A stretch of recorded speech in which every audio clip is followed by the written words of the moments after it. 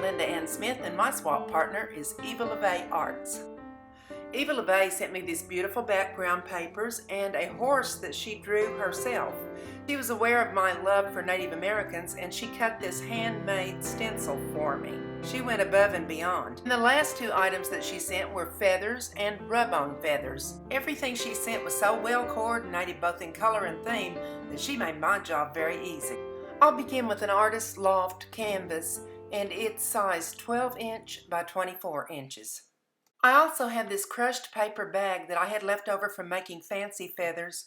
I have a video for fancy feathers if you haven't seen that. I'm using Winsor & Newton's matte medium to attach in collage style to the canvas. So this is a husky bag. Different bags have different textures when you crush them, but this one I really like. If you'll use the straight edges of your bag first, it'll make it easier to wrap that around the edge of the canvas to the back. There are almost enough straight edges on this bag to go all the way around the edge of the canvas. When I run out, I'll just cut some more straight edges to make it easy to attach to this canvas. When you come to a corner, you can overlap the paper, but you don't want all of that bulk. I tried mitering it like a sheet on a bed, but found that I really needed to cut away the bulk on the corners. I knew I was going to run out of paper bag and have to use a different one in the middle, so I wanted to catch the edges all in the same kind. And then a lot of the middle was going to be covered up anyway, so that wasn't going to be a problem. There's not too many worries when you're doing this collage work, because anytime you have a little gap like I just filled in, you can just take more paper and put it on top. And this paper that I have crushed is going to cause the canvas to look like a piece of leather. Okay, I've come to another corner, and I can show you here how I treated that. I cut right up to that tip of the corner, and then I brought those down and rubbed them into place. The middle or the center goes a whole lot faster than the edges of the canvas because you're not worried about wrapping that around and getting it adhered to the back of the canvas. I'm going to let this dry on its own for a little while I work on another part of the project, and then if it's still wet, I'll come back and hit it with my heat gun and dry it out. Here are the two papers that Eva LeVay sent me. I'll cut these into strips to make a Seminole patchwork design.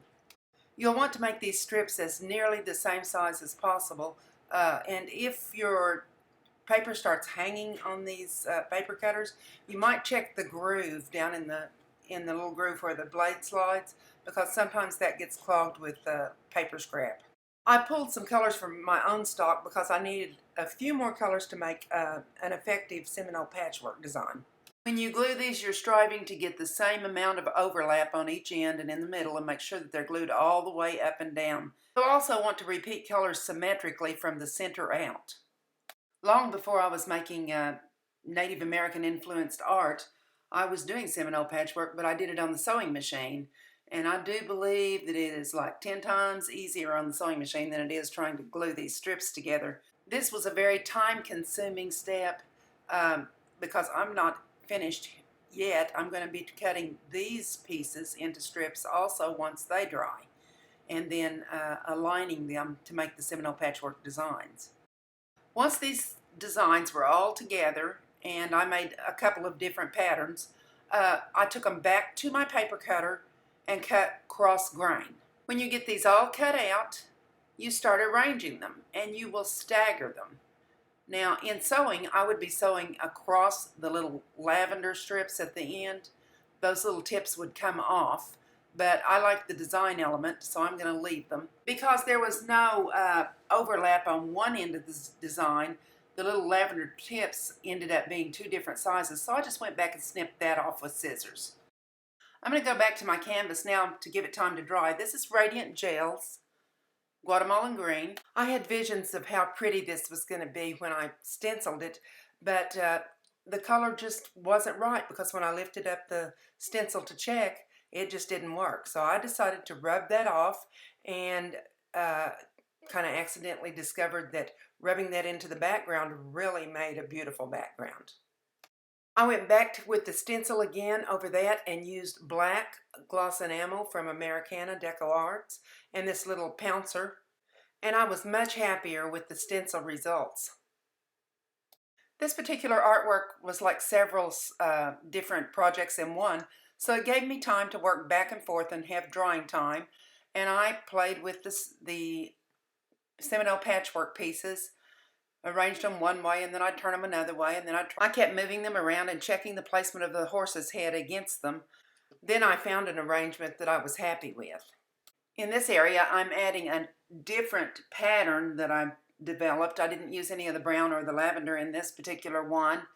And this is going to go behind the horse's head. When I finished the Seminole patchwork, I placed the horse's head on top and glued him down. From the first moment that I saw this beautiful horse, I knew that I was going to extend his mane.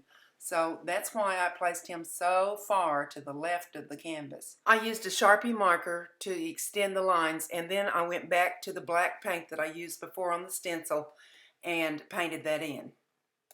The extension of this mane became abstract lines that helped to define not only the motion of the horse, but also part of the body parts of the horse.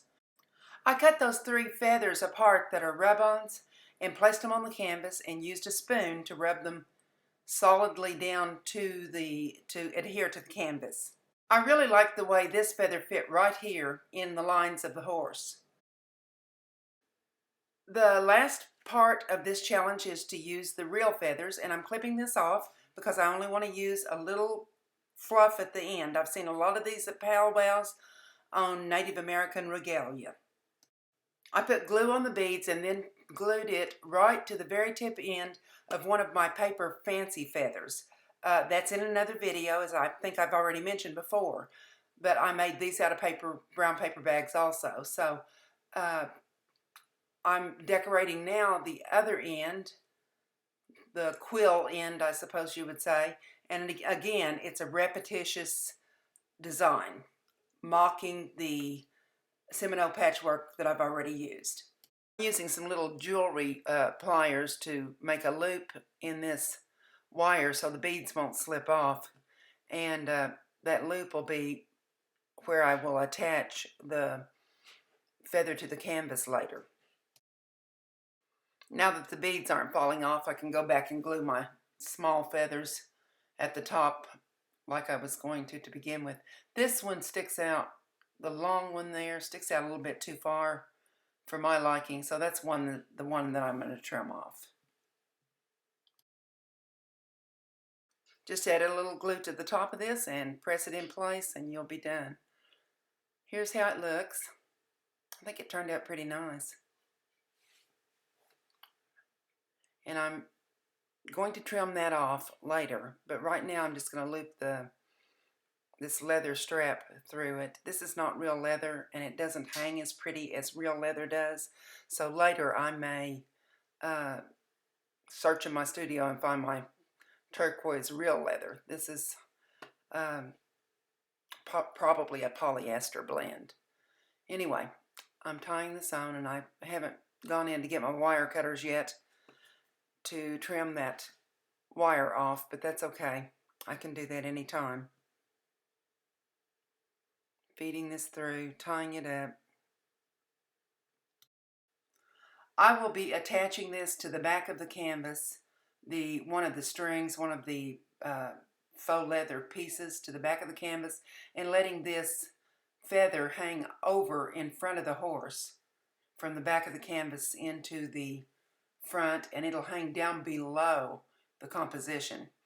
I'll figure out how long I need it and then pull it up and make it fit where I need it. And I'm all finished. Eva LaVie, you can send me supplies anytime. Don't forget to watch the other Swap Hop Buddies. You can find the next link in the description below. You might have to click on Show More, but it's there. And I hope you learned something. I hope you enjoyed it. I hope you'll subscribe to my channel if you haven't already done it, and leave comments and share and all those things that we always hope that you'll do. Thank you so much for watching.